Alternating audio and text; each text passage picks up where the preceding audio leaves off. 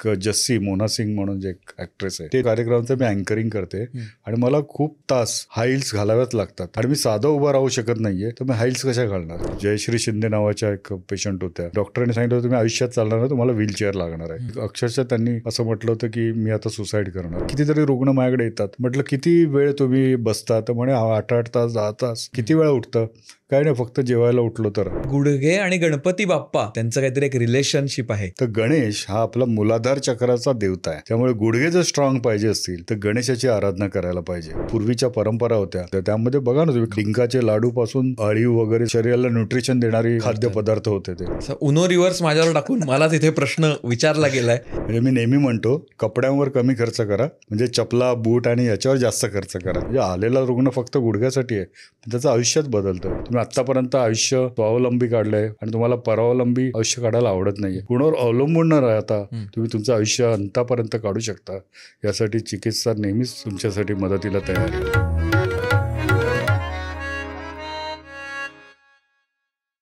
नमस्कार मंडळी, चिकित्सा नी स्पाइन अँड मोर संगे वायफळ कुतूहलच्या या नव्या कोऱ्या भागामध्ये मी सुयोग आणि प्राची तुमचं स्वागत करत आहोत. नैसर्गिक आरोग्य प्राप्ती विथ चिकित्सा या सिरीजचा हा दुसरा भाग आहे. या सिरीजमध्ये आपण टप्प्याटप्प्याने सांधेदुखी, ॲक्युपंक्चर, आयुर्वेद, कायरोप्रॅक्टिक, फिजिओथेरपी या सगळ्या गोष्टींचा आढावा घेतोय. आणि हे सगळं आपल्याला उलगडून सांगण्यासाठी आलेले आहेत रमाकांत देवरुखकर सर. आजच्या भागात आपण फोकस केलंय गुडघ्यांवर.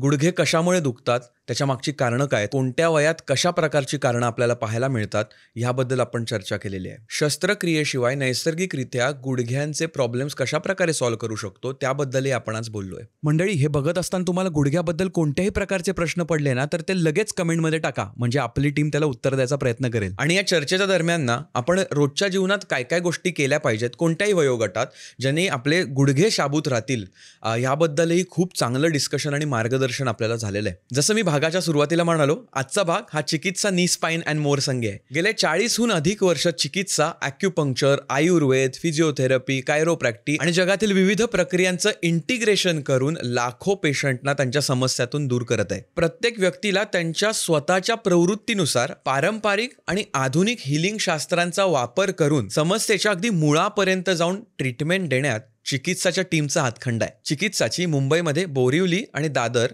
तसेच ठाणे आणि पुणे येथे सेंटर्स आहेत.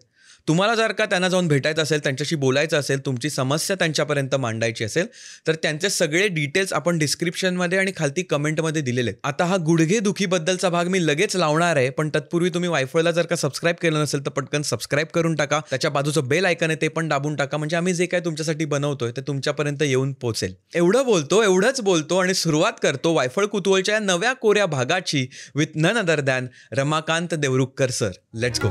जशी कोणत्याही चांगल्या कार्यक्रमाची सुरुवात किंवा चांगल्या कामाची सुरुवात ही गणेश वंदनाने होते, गणपतीच्या पूजेने होते, तसंच मी ऐकलंय की गुडघे आणि गणपती बाप्पा यांचा काहीतरी संबंध आहे, त्यांचं काहीतरी एक रिलेशनशिप आहे. तर त्याच्याबद्दल मला सांगाल का? कसं आहे की आपल्याला सांगितलेलं आहे की गणेशाची आराधना पहिल्यांदा करा, आधी वंदू तुझं मोरया. बरोबर. तर गणेश हा आपला मूलाधार चक्राचा देवता आहे आणि मूलाधार चक्र आपल्या टेलबोन पाशी आहे. ओके. माकड हाडापाशी. ओके. आणि मूलाधार चक्र कंट्रोल करतं आपल्या गुडघ्यापासून खालचा जो पाय आहे, म्हणजे मांडीचा भाग नाही. ओके. गुडघा, पोटऱ्या आणि अँकल आणि पूर्ण पाऊल, बरं, हे पूर्ण जो पाय आहे त्याला मूलाधार चक्र कंट्रोल करतो, त्याचा अधिपती आहे. म्हणजे मूलाधार चक्र जर स्ट्रॉंग असेल तर तुमचे गुडघे आणि पाय स्ट्रॉंग असणार आणि म्हणजे स्टॅबिलिटी. राईट. मूलाधार चक्र जे आहे ते आपल्याला स्टॅबिलिटी देतं, स्ट्रेंथ देतं. आणि गणेशाची उपासना केल्यामुळे आपल्याला स्थिरता येते आणि ही स्थिरता आपल्या आयुष्यात पण येते, आपल्या कामात येते, आपल्या शरीरामध्ये येते आणि आपल्या गुडघ्यांमध्ये येते. राईट. त्यामुळे गुडघे जर स्ट्रॉंग पाहिजे असतील तर गणेशाची आराधना करायला पाहिजे. आणि जर गुडघे तुमचे बिघडले तर गणेशाची आराधना करा आणि मूलाधार चक्राची ट्रीटमेंट करा. ओके. म्हणजे मग गुडघे आपले चांगले होऊ शकतात. बरं, असा संबंध तिकडे आहे. कमाल. गुडघे म्हटलं की गुडघेदुखी आता विविध ठिकाणी आपण सारखं ऐकत असतो आणि विविध प्रकारे लोकांच्या आयुष्यात ती येत असते. मग म्हणजे एकदम यंग लोक असतील तर त्यांना स्पोर्ट्समुळे पण येऊ शकते किंवा काहीतरी चुकीचं केल्यामुळे होऊ शकते, गाडी चालवल्यामुळे पण होऊ शकते प्रचंड काळ. ते महिलांमध्ये आपल्याला गुडघेदुखी बऱ्याच प्रमाणात पाहायला मिळते आणि सगळ्या घराघरात एक उदाहरण असतं जे आता आपले लोक ऐकतात त्यांना पण किंवा पाहतायत त्यांना हे रिलेट होईल की घरात जनरली आता मी ज्या प्रकारे बघितलं तर आई वगैरे आहे ना, ती एवढं काम करायची त्यांना सवय असते की त्यांची गुडघेदुखी असली तरी ते तात्पुरतं काहीतरी करतात, काय तेल लावतात, बाम लावतात, काहीतरी करतात आणि ढकलत राहतात ती गाडी पुढे. पण त्याचे खूप विपरीत परिणाम त्यांच्या गुडघ्यावर आणि पर्यायाने पूर्ण शरीरावर होतात. तर त्याबद्दल जरा सांगाल का की गुडघेदुखी नक्की येते कुठून लोकांना? म्हणजे गुडघेदुखी येते कुठून त्यापेक्षा त्याआधी मी हे सांगेन की गुडघेदुखी खूप इग्नोर केली जाते. ओके. म्हणजे गुडघेदुखी म्हणजे खूप मोठा आजार आहे असं समजलं जात नाही की जोपर्यंत एखाद दिवशी आपल्याला अगदीच हालचालच करता येत नाही आहे, म्हणजे अगदी गुडघा लॉकच झाला आहे, चालताच येत नाही आहे, उभं राहता येत नाही आहे, अशा वेळेला मग लोक पाहायला लागतात की अरे इथं अगदी बिकट अवस्था झाली. तोपर्यंत त्याला सिरियसली कोणी घेत नाही, कारण चालता फिरता येते, सगळं करता येते, म्हणजे ठीक आहे. पण कुणाला जर हार्ट प्रॉब्लेम झाला किंवा आणखी कुठले प्रॉब्लेम झाले तर आपल्याला सांगितल्याप्रमाणे आपण सगळं फॉलो करतो, लगेच तपासण्या करतो, ECG काढतो, अँजिओग्राफी, अँजिओप्लास्टीपर्यंत सगळीकडे जातो. पण गुडघ्याला तितकं सिरियसली घेतलं जात नाही. पण गुडघेदुखी जर वेळीच आपण जर सिरियसली घेतली तर त्याचं जे रूपांतर मोठ्या आजारात होतं गुडघ्यांच्या, आणि मग गुडघे बदलापर्यंतची जी शस्त्रक्रियेसाठी जावं लागतं ते आपल्याला टाळता येऊ शकतं. त्यामुळे prevention is better than cure असं म्हटलं आहे. त्यामुळे आपल्याला जेव्हा सुरुवातीलाच पाय दुखायला लागतात, मांड्या दुखायला लागतात, सायटिकासारखा आजार होतो, त्यावेळी त्याला आपण दुर्लक्ष करू नये. हळूहळू ते दुखणं कधी कधी गुडघ्यात येतं, कधी चमक बसली असेल, कधी आपण पडलो असेल, ते आपल्याला आठवत नाही.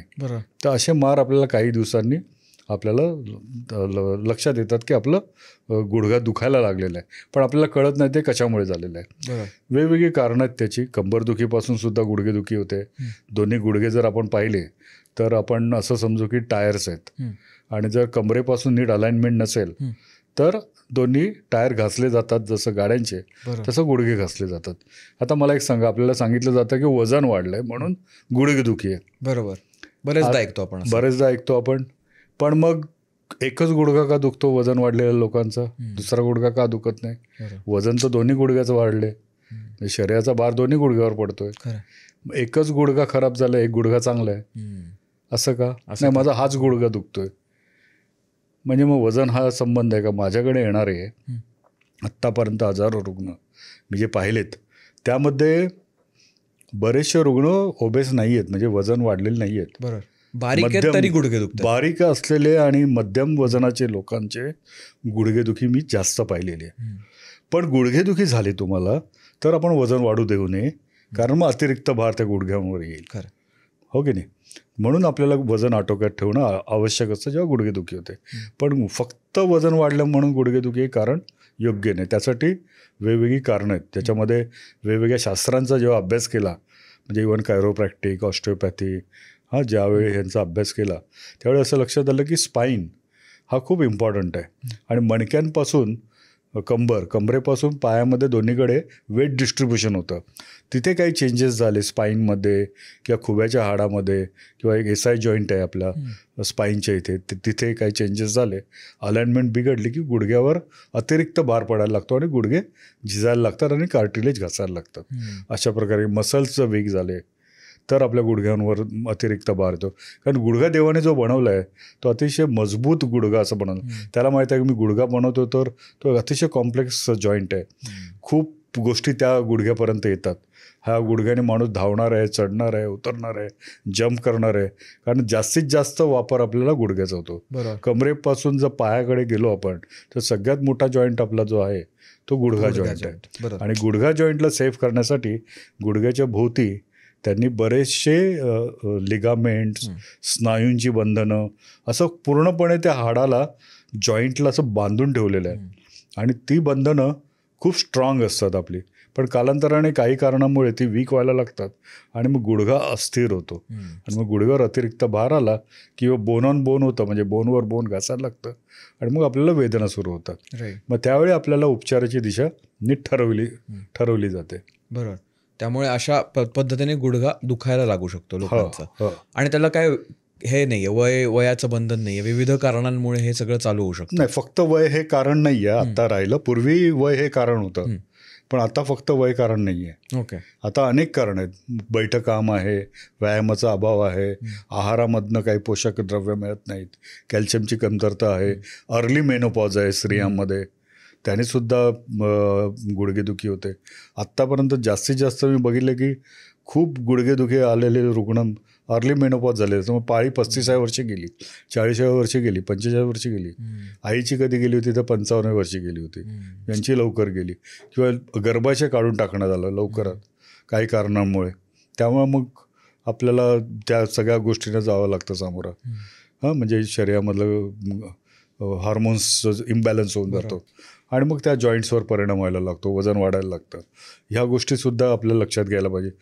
तिसरी गोष्ट आहे की सुतिका परिचर्या आपल्याकडे सांगितली होती पूर्वी आयुर्वेदामध्ये, की बाळंतिणीला म्हणजे जेव्हा तिची डिलिव्हरी होते तर डिलिव्हरीच्या वेळेस शरीरामध्ये वात वाढलेला असतो.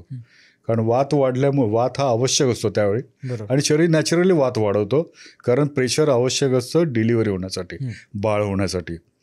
आणि मग ते बाळ होण्यासाठी जेव्हा ते वात वाढतं शरीरामध्ये, त्यावेळी तो वात आपल्या शरीरातनं परत जाण्यासाठी वेगवेगळ्या गोष्टी सांगितलेल्या आहेत आपल्याकडे. ओके. म्हणजे डिलिव्हरी झाल्यानंतर तयार झालेला वात कमी करण्यासाठी. कारण त्या गर्भाशय रिकामं झालंय, तिथे वात आहे, शरीरामध्ये सगळा वात आहे. कारण वाताची उत्पत्ती झालेली आहे तिथे, बरोबर, आणि ती कशासाठी, तर चांगल्या कामासाठी झाली आहे.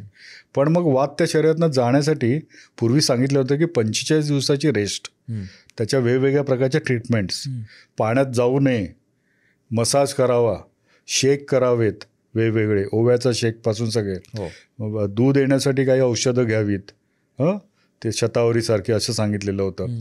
त्यानंतर हवेत जाऊ नये, म्हणजे सगळं बाहेरचं जायची वेळ आलीच तरी कान बिन सगळं बांधून जावं, टोपरं घालून बांधून कापूस वगैरे घालून, शक्यतो जाऊच नाही.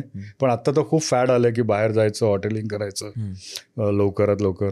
पाण्यात काम करू नये, त्यांनी सुद्धा कोल्डनेस आणि वातवाढी वाढते, आणि त्यामुळे विंड आणि कोल्ड एक्सेस होऊ शकतो शरीरामध्ये. आता वात जर लवकरात लवकर शरीरातनं नाही गेला तर तो सांध्यांच्या ठिकाणी जाणार. ओके. आणि मग सांध्यांच्या ठिकाणी जाऊन गुडघेदुखीसारखे आजार होणार, किंवा इतरही सांध्यांचे आजार होऊ शकतात, कंबरदुखी. तसंच जेव्हा ही डिलिव्हरी झालेली असते त्यावेळी पोट मोठं असतं, ते अचानकपणे कमी होऊन जातं. त्यामुळे पोटाचे स्नायू सैल झालेले असतात, कमरेचे स्नायू सैल झालेले असतात, लिगामेंट सैल झालेले असतात, आणि त्याला परत आपल्याला स्ट्रॉंग करणं आवश्यक असतात कोअर मसल्सपासून कमरेचे. त्यासाठी पोट बांधणं, कंबर बांधणं, या गोष्टी पूर्वी केल्या जायच्या. बरोबर. ते आता कोणी करत नाही. त्यामुळे परत जे पोट आहे ते परत पूर्वस्थितीत यायचं, त्याची स्ट्रेंथ यायची, कमरेची स्ट्रेंथ यायची, पायावर जोर त्यामुळे कमी पडायचा. जर कंबर आणि पोट चांगलं असेल, स्ट्रेंथन असेल आणि वात कमी असेल तर पायावरचं वजन कमी होणार आहे, गुडघ्यावर आपसुकच वजन कमी येणार आहे, आणि मग गुडघेदुखी येणार नाही. तर ही सगळी ज्या गोष्टी सांगितलेल्या आहेत त्याला खूप फॉलो करणं आवश्यक आहे, आणि ते आत्ताही आपण करू शकतोय. बरोबर. म्हणजे आपल्याला पूर्ण आयुष्य चांगलं काढायचं होतं, ते 45 डेज आपल्याला द्यायला काहीच हरकत नाही. कारण त्यावेळी आपल्या डोक्यातही नसतं की ह्याचं पुढे जाऊन काय पुढे जाऊन काढ. त्यामुळे हा अवेअरनेस आत्ता आणायला पाहिजे. जे आपल्या पूर्वीच्या परंपरा होत्या त्या उगीच आलेल्या नव्हत्या. त्यामध्ये बघा ना तुम्ही, खाण्याचे पदार्थ बघा, डिंकाचे लाडूपासून अळीव वगैरे सगळं जे जायचे, सगळी वातशामक आणि शरीराला न्यूट्रिशन देणारी खाद्यपदार्थ होते ते, आणि त्यामुळे ती परत दृष्टपुष्ट व्हायची. पूर्वी 8-8, 10-10 डिलिव्हरीज व्हायच्या आणि तरी ती स्त्री एकदम स्ट्रॉंग असायची. बरोबर. आणि आता 1-2 डिलिव्हरीमध्ये तुम्ही पाहाल की लगेच अशक्तपणा येऊन जातो आणि त्यांच्यामध्ये स्ट्रेंथ राहत नाही. खरं.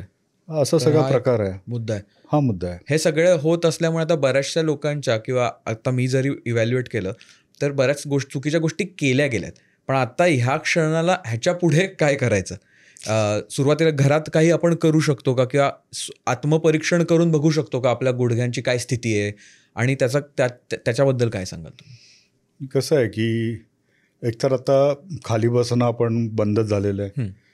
कमोड वापरतो आपण, उकिडवं बसत नाही शौचाला, मांडी घालून बसत नाही आहे. त्यामुळे जमिनीवर झोपणं, बसणं या गोष्टी खूपच कमी झालेल्या आहेत.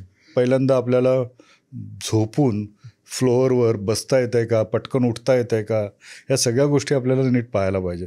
किती आपल्याला सपोर्ट लागतोय, किती वेळ आपण मांडी घालून बसू शकतो, हां, या सगळ्या गोष्टी आपल्याला तपासून घ्यायला पाहिजेत. आणि कुठलेही एक्सरसाइज करत असताना आपल्याला जे बॉडी वेटने सगळे एक्सरसाइज सुरू करायचे. लगेच कुठलेही वेट्स न घेता बॉडी वेट्सने जेवढे, म्हणजे सूर्यनमस्कार घालणं, योगाचे काही आसनं करणं, पीटीचे प्रकार आपले जे शाळेत शिकवले जाणार आहेत ते प्रकार करणं, हे तुम्ही साधारण 3 महिना करायला पाहिजे. आणि मग आपण वेट्स ट्रेनिंगचं एक्सरसाइज सराव झाल्यावर आणि कारण हल्ली सगळं बैठकाम वाढलेलं आहे, ट्रॅव्हलिंग खूप वाढलेलं आहे, लोक लांब लांब राहायला जाऊ लागलेले आहेत आणि यामुळे सगळ्या शरीरावर परिणाम होतोय, गुडघ्यांवर परिणाम होतोय. अचानकपणे तुम्ही 8-8, 10-10 तास, आता कितीतरी रुग्ण माझ्याकडे येतात, IT वाले किंवा जे बैठकाम करणारे. म्हटलं किती वेळ तुम्ही बसता, तर म्हणे 8-8 तास, 10 तास, काहीच, म्हणजे किती वेळा उठतं, काही नाही, फक्त जेवायला उठलो तर. म्हटलं असं करू नका. म्हटलं तुम्ही इतका वेळ जर एका अवस्थेत राहणार तर तुमचं शरीर काय रिस्पॉन्स देणार आहे, तुमचे मसल्स वेगवेगळ्या गोष्टींना विसरून जाणार. म्हणजे तुम्ही मांडी घालून कधी बसला होतात का हे विचारलं तर तुम्हाला आठवणार नाही. त्यामुळे शरीराची एक मसल मेमरी असते आणि त्या मसल्सना मग ते आठवतच नाही की आपण हे कधी केलंय की नाही. त्यामुळे कुठल्या तरी नवीन ॲक्टिव्हिटी करायला जाते मग चमक येते, इंजुरी होते आणि मग इंजुरी. आणि हल्ली यंग एजमध्ये तुम्हाला लिगामेंट इंजुरी, नीमध्ये इंजुरी झाली, आता मला सर्जरी सांगितली. यंग लोक कितीतरी लिगामेंट इंजुरी खूप कॉमन झालेली आहे. म्हणजे शरीरामध्ये तुमच्या लिगामेंटमध्ये ताकदच नाही आहे किंवा ती कपॅसिटी बिल्ड न करता एक्झर्ट केलं. हां, एक्झर्ट केलेलं आहे. बरोबर. त्यामुळे त्याचा आपण काय करतोय, आपल्या काय कृती आहेत आणि आपण काय करत आलोय हे खूप महत्त्वाचं आहे. जनरली आता दुसरा एक प्रश्न मला तुम्हाला विचारायचा होता, क्युरिओसिटी क्वेश्चन, की आपण काय घालतोय, म्हणजे चप्पल, कारण चप्पल आणि लगेच पाय आणि मग गुडघा लगेच वरती आला, ते किती मॅटर करतं, शूज, चप्पल, त्याचा सोल. आणि कारण आपण जाहिराती बघत असतो बरेचदा, तर ते त्याच्यात किती तथ्य आहे आणि तुमचं काय त्याच्याबद्दलचं मत आहे? खूपच तथ्य आहे. म्हणजे मी नेहमी म्हणतो कपड्यांवर कमी खर्च करा आणि आपल्या वाहनांवर जास्त करा. म्हणजे चपला, बूट आणि याच्यावर जास्त खर्च करा आणि ते जास्त इम्पॉर्टंट आहे. म्हणजे गाडी तुम्ही महागडी घेणार आणि टायर तुम्ही स्वस्तातले टाकणार तर उपयोग नाही आहे. बरोबर, हो की नाही. तुम्ही गाडी जरी स्वस्तातली घेतली तर टायर चांगल्या क्वालिटीचे टाका. आणि कसं पडताळून बघायचं, जर का आता मी गेलो एका दुकानात चप्पल घ्यायला, तर बुटाची क्वालिटी चांगली पाहिजे, त्याचं जेल असेल आतमध्ये, सॉफ्टनेस किती असेल, त्याचा ब्रॉड किती असेल, नॅरो बूट घालू नये, जास्त हिल्सचे बूट घालू नये. आपल्याला किती कम्फर्ट वाटतोय ते थोडा वेळ वापरून बघावे. त्या दुकानात पाहिजे आपण अर्धा तास, 1 तास ते बूट घालून बसावं. कोणी तुम्हाला हाकलत नाही दुकानात. त्यांना सांगायचं मी पाहतोय मला किती कम्फर्टेबल आहे, बसा ना, थोडा वेळ काढून जायचं. आपण इतरसाठी शॉपिंगला जातो ना, बुटांसाठी, चप्पलांसाठी वेळ काढून जायचं, 1 तास बसायचं पाहिजे तर तेच चप्पल घालून फायनल झाल्यावर चालून बघायचं, परत उठायचं, परत चालायचं, हे सगळं करून बघायचं. मला एक केस सांगायची वाटते की एक जस्सी मोना सिंग म्हणून जे एक ॲक्ट्रेस आहे, सगळ्यांना माहीत आहे, जस्सी कोहिनीमध्ये, तर तिला गुडघेदुखीचा अचानक त्रास झाला होता सुरुवात. आणि मग ती आपल्याकडे आली आणि ती म्हणाली की मी कार्यक्रमाचं मी अँकरिंग करते आणि मला खूप तास हाय हिल्स घालाव्याच लागतात आणि मी साधं उभं राहू शकत नाही आहे, तर मी हाय हिल्स कशा घालणार. तर मला यातनं लवकरात लवकर मला बरं व्हायचं आहे. मग ती आपल्याकडे आली. मग तिचे ते गुडघ्यांचं बघितलं, गुडघे सुजलेले होते, गुडघा वाकवता येत नव्हता, गुडघ्याच्या मागचा भाग होता तो खूप आखडलेला होता, तिथे सूज होती. म्हणजे ते पॉप्युलेटर फोसामधले मसल्स आम्ही म्हणतो ते फार इम्पॉर्टंट असतात. आपण गुडघा बघतो की फक्त पुढचा गुडघा, गुडघ्याचा मागील भाग हा सुद्धा खूप इम्पॉर्टंट आहे. बरोबर, तिथले स्नायू संस्था खूप इम्पॉर्टंट आहे. मग तिला आम्ही ट्रीटमेंट सुरू केली आणि मग मी जिथे ज्या क्लिनिकला असेल त्या क्लिनिकला ती यायची आणि ती खूप छान बरी झाली. आणि त्यानंतर तिला परत तो त्रास झाला नाही. तर असे बरेच रुग्ण, म्हणजे एक जयश्री शिंदे नावाच्या एक पेशंट होत्या की त्यांना डॉक्टरांनी सांगितलं होतं तुम्ही आयुष्यात चालणार नाही, तुम्हाला व्हीलचेअर लागणार आहे. आणि त्या उभं पण राहू शकत नव्हत्या. त्यांनी तर आशा सोडली होती आणि अक्षरशः त्यांनी असं म्हटलं होतं की मी आता सुसाईड करणार, मला आता हे जगणंच नको, अशा शब्दांमध्ये त्यांनी मला इंटरव्ह्यू दिला होता त्यावेळी. तर म्हटलं नाही, घाबरू नका, आपण करू काहीतरी. आणि मग त्यांना आम्ही ट्रीटमेंट सुरू केली. मग ते उभ्या राहायला लागल्या, मग ते वॉकर घेऊन बाथरूमपर्यंत जायला लागल्या, हळूहळू वॉकर सुटला, काठीवर आल्या. काठी सुटली, नॉर्मल चालायला लागल्या, कुठल्याही सपोर्टशिवाय चालायला लागल्या. मग म्हणाले की माझी इच्छा होती मी बरी झाल्यानंतर तुळजापूरला जाईन. मग तुळजापूरला जाणं तर तिथे पायऱ्या आहेत, खाली उतरायचं, परत एवढ्या पायऱ्या चढायचं. मी जाऊ का म्हटलं जा. त्याने त्या तुळजापूरच्या पायऱ्यात उतरल्या, त्या पायऱ्या चढल्या, देवीचं दर्शन घेतलं, मुलीचं लग्न झालं घरामध्ये. सगळ्या गोष्टी त्यांनी छानपैकी केल्या. तर ही व्यक्ती की ज्यांनी आयुष्यामध्ये असा विचार केला की मी आता सुसाईड करणार किंवा माझं आयुष्य संपलं, आता मी जर बेडवर खितपत राहून काय करायचं. तर असे रुग्ण बरे होतात आणि मग त्यांचं कार्टिलेज कुठे गेलं. बरं, हो की नाही. कुठली औषधं दिली, सगळे बाह्योपचार. असं पॉसिबल आहे म्हणजे. आणि हे 1-2 केसेस नाही, हजारो केसेस आपण पाहतोय आम्ही की वर्षानुवर्ष आम्ही करतोय. गेली 40 वर्ष हे कार्य सुरू आहे. आणि ह्या सगळ्या उपचार पद्धती डॉक्टर राम भोसलेंनी शोधून काढलेल्या आहेत, माझ्या वडिलांनी शोधलेल्या आहेत, वेगवेगळ्या मास्टर्सकडून मी शिकलेलो आहे आणि पूर्वापार चालत आलेले आहेत, प्रूवन आहेत. आयुर्वेदामध्ये उल्लेख आहे, वेगवेगळ्या जुन्या शास्त्रांमध्ये उल्लेख आहे, ते आपण विसरलो आहे. त्याचा जर नीट वापर केला, मेहनत आहे, असं नाही की बाबा ते सोपं आहे. आणि त्यासाठी वेगवेगळ्या पद्धतीचे उपचार घ्यावे लागतात, तुम्हाला यावं लागतं, एक्सरसाइज करावे लागतात, डाएट करावा लागतो. पण तुमचे नॅचरल सांधे रिपेअर होतात, तुमचा ओरिजिनल सांधा रिपेअर होऊ शकतोय. आणि तो सांधा रिपेअर होता तर तुमचं शरीर रिजनरेट होते. बरोबर, कारण सगळ्यालाच आपण तुमचं सगळ्यालाच ट्रीट करतो शरीराला. म्हणजे आम्ही जेव्हा मसाज करतो तेव्हा फक्त गुडघ्याला नाही करत, आम्ही पूर्ण शरीराला करतो. आम्ही शेक देतो, पूर्ण शरीराला देतो. आम्ही पोटली स्वेदन करत असेल, ॲक्युपंक्चर करत असू, कपिंग, तर पूर्ण शरीराचा विचारतो. सिस्टम ठीक झाली तरच शरीरामध्ये जे जाणार आहे आतमध्ये, त्यातनं ते सगळं रक्त मांस मेद अस्थी मज्जा शुक्र होणार आहे आणि मग त्यातनं हाड बळकट होणार आहेत, न्यूट्रिशन तिथून येणार आहे. त्यामुळे ती सिस्टम चांगली झाली पाहिजे. तर त्याकडे आमचं लक्ष असतं आणि त्यामुळे संपूर्ण शरीर रिपेअर होतं, ना फक्त गुडघे. सुरुवात गुडघ्यानी झाली तरी आपण पूर्ण होलिस्टिक हिलिंग त्याच्यातनं होलिस्टिक हिलिंग होतं. आणि मग त्यातनं जो रुग्ण बाहेर निघतो त्याचं वजन कमी झालेलं दिसून येतं, स्नायूमध्ये स्ट्रेंथन येते, कंबर चांगली होते, त्याला कामात उत्साह वाटायला लागतो, सगळं काय करावं, फिरायला जाऊ शकतो. म्हणजे आलेला रुग्ण फक्त गुडघ्यासाठी आहे, पण त्याचं आयुष्यात बदलतं. त्यांचं वय कमी झाल्यासारखं त्यांना वाटतं, त्यांचं एनर्जी लेवल वेगळी होऊन जाते. आणि ती एक व्यक्ती आजारी असल्यामुळे घरातलं सगळं वातावरण बिघडलं असतं. त्यामुळे एका व्यक्तीला जर ठीक केलं, त्यांचे फॅमिली मेंबर्स सगळे खुश होतात, त्यांची मित्रमंडळी खुश होतात, त्यांच्या ऑफिसमध्ये लोक खुश होतात, बॉस खुश होतो की आता ही व्यक्ती काम करू शकते चांगलं, पण सगळेच लोक खुश होतात. त्यामुळे एका व्यक्तीमुळे जे बिघडलेल्या गोष्टी असतात त्या एका व्यक्तीने परत रिपेअर झाल्यामुळे परत त्या सुधारू शकतात. म्हणजे सगळ्यांच्या आयुष्यात हा बदल येतो. बरोबर. आजकाल गुडघेदुखी जेव्हा आपण ऐकतो इकडे तिकडे, त्याच्यात अजून एक येतं की कार्टिलेज घासलं गेले आणि त्याच्यावरच्या ट्रीटमेंट्स किंवा त्याच्यावर काय हिलिंग आहे का त्याच्यात डायरेक्ट काहीतरी सर्जिकल करायला पाहिजे, ह्याच्याबद्दल बरेच डाऊट्स असतात किंवा भीती असते लोकांच्यात. तर ह्याच्यावर काय केलं पाहिजे का, काय आहे हे नक्की? बरोबर, खूप चांगला प्रश्न आहे. कारण प्रत्येकाला संभ्रम असतो की कार्टिलेज माझं घासलं गेलं ते रिपेअर होणार आहे का. तर कार्टिलेजसाठी चांगल्या ट्रीटमेंट्स आहेत ॲक्युपंक्चरमध्ये आणि आयुर्वेदिक औषधांमध्ये आहेत. असं कार्टिलेज घासला गेला म्हणजेच गुडघेदुखी आहे असं नाही. बोन ऑन बोन आलं, एकदा हाड घासायला लागलं की मग कार्टिलेज घासलं जातं. पण मग हा कार्टिलेज घासला गेला आहे ते कशामुळे गेलं आहे याकडे कोणी शोधत नाही. कारण की अशी कुठली सिस्टम बिघडली आहे की ज्यामुळे हाडांवर आड आलं आहे आणि कार्टिलेज घासून तो थर आहे तो कमी व्हायला लागलेला आहे. तर त्यासाठी वेगवेगळ्या स्नायू संस्थेचा आपल्याला अभ्यास करावा लागतो. पण कार्टिलेजवर ॲक्युपंक्चर चिकित्सा अतिशय उपयुक्त आहे. तर कशी, तर कार्टिलेज हा इथे ब्लड सप्लाय, त्या जॉईंटमध्ये ब्लड सप्लाय खूप कमी असतो.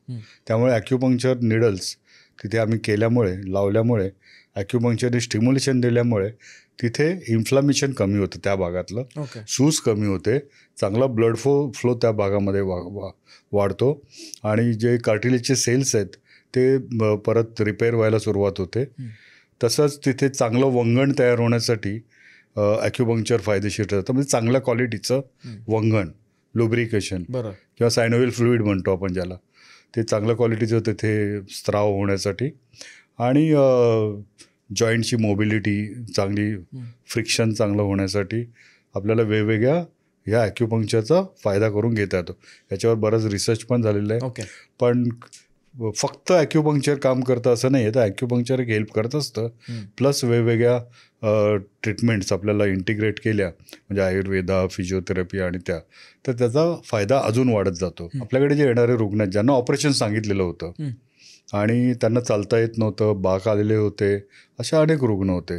तर 3ऱ्या स्टेजमधले, 4थ्या स्टेजमधले, वय समजा 60च्या पुढे, 70च्या आसपास असे रुग्णसुद्धा ट्रीटमेंट घेतल्यानंतर आपले बरे झालेले दिसून आले.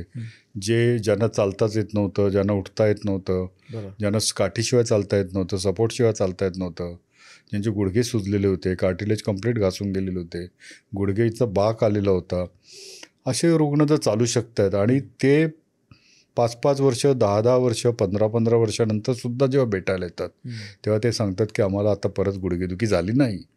जर गुडघेदुखी झाली नाही याचा अर्थ त्यांचा गुडघा चांगला झाला आहे. म्हणजे ॲक्युपंक्चर बरोबर आपण कपिंग नावाची ट्रीटमेंट देतो. वेट कपिंग असतं, मुव्हिंग कपिंग असतं, ग्वाशा नावाची एक ट्रीटमेंट असते, मॉक्सिबक्शन शेक देण्याची एक पद्धत आहे, तुईना नावाचा मसाज आहे, शियात्सू नावाचा मसाज आहे.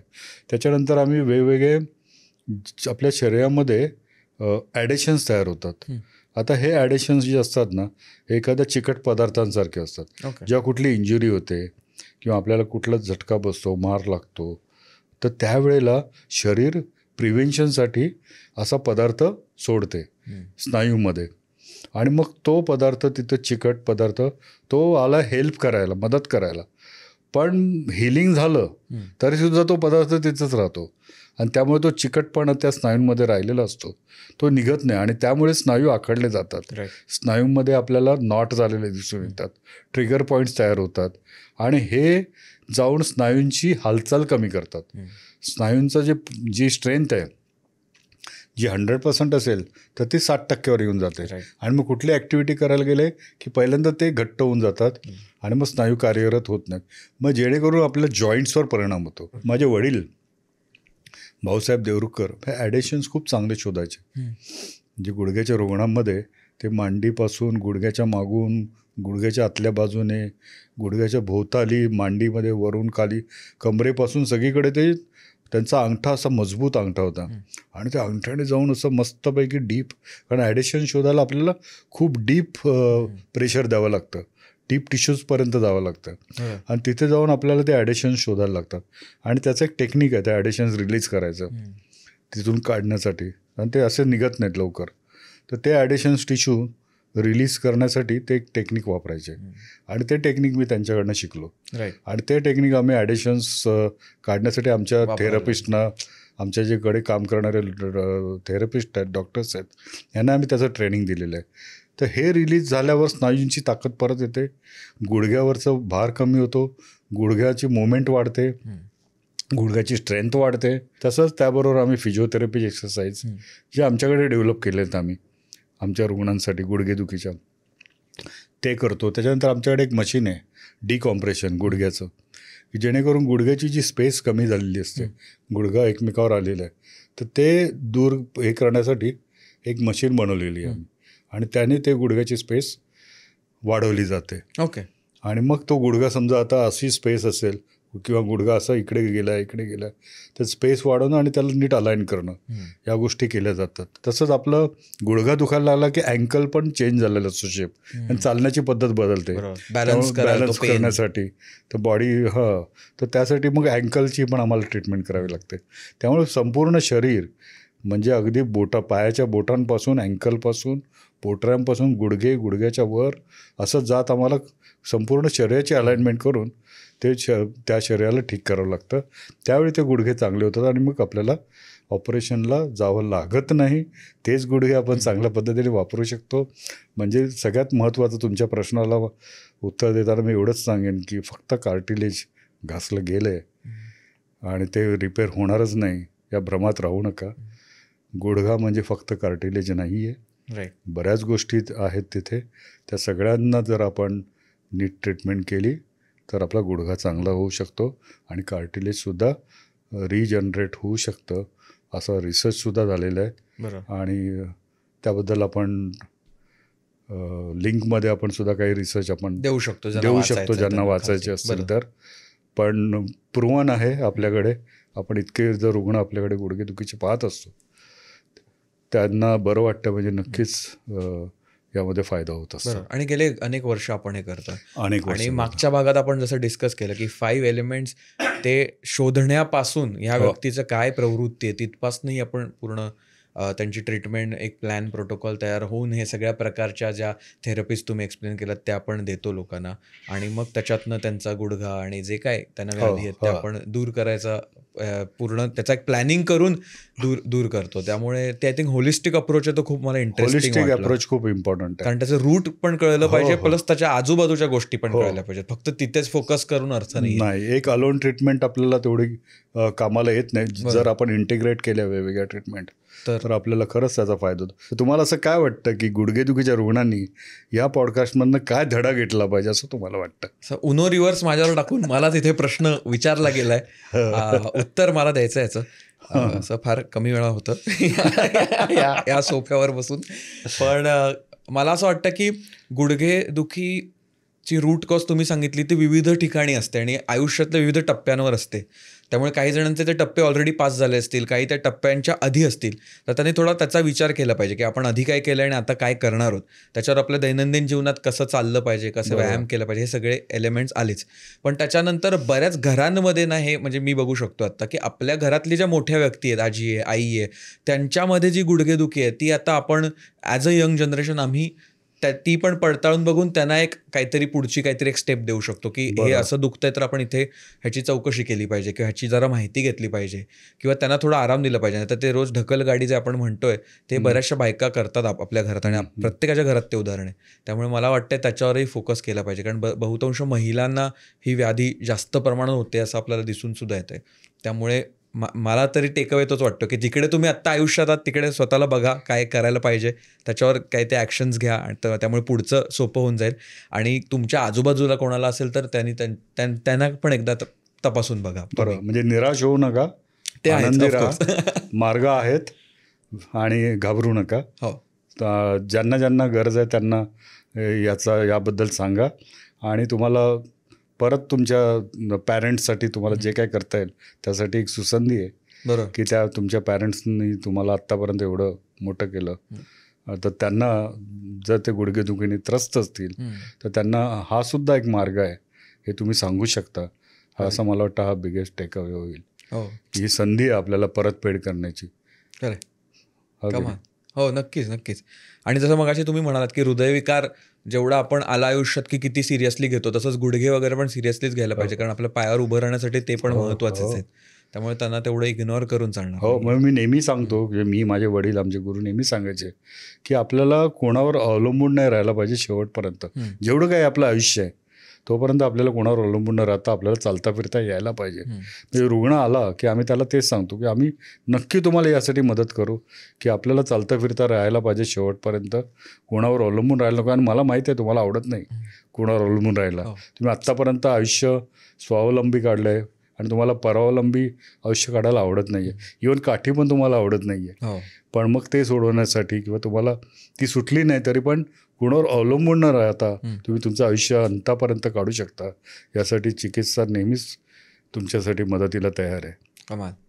आणि हे खूप महत्त्वाचं आहे. येस. आणि मंडळी, तुमच्याकडे कोणाला गुडघेदुखी असेल किंवा तुम्हाला ते पडताळून बघायचं असेल किंवा त्या संदर्भात काही गायडन्स हवा असेल तर चिकित्सा नी स्पाईन आणि मोरचे आपण खालती डिटेल्स दिलेले आहेत डिस्क्रिप्शनमध्ये, जसं मी सुरुवातीला सुद्धा सांगितलंय. तर तिथे तुम्ही थेट संपर्क साधू शकता. त्याचे पत्ता, कॉन्टॅक्ट डिटेल्स आपण सगळे दिलेले आहेत. ॲडिशनल लिंकसुद्धा दिले आहेत रिसर्च पेपर्सच्या, ज्यांना वाचायचं त्यांच्यासाठी. तर आज वेळात वेळ काढून तुम्ही इथे आलात आणि आम्हाला एवढी सुंदर माहिती दिलीत, त्याच्यासाठी तुमचे खूप खूप धन्यवाद. Thank you very much. तुम्ही मला या प्लॅटफॉर्मला बोलवलं आणि खूपच एक मोठी संधी दिली की जे चिकित्सा काम करते इतके वर्ष ते लोकांसमोर आणण्याची. त्याबद्दल खूप खूप धन्यवाद. Thank you very much. आणि आम्ही तुम्हाला पुढच्या भागात लवकरच भेटू. धन्यवाद.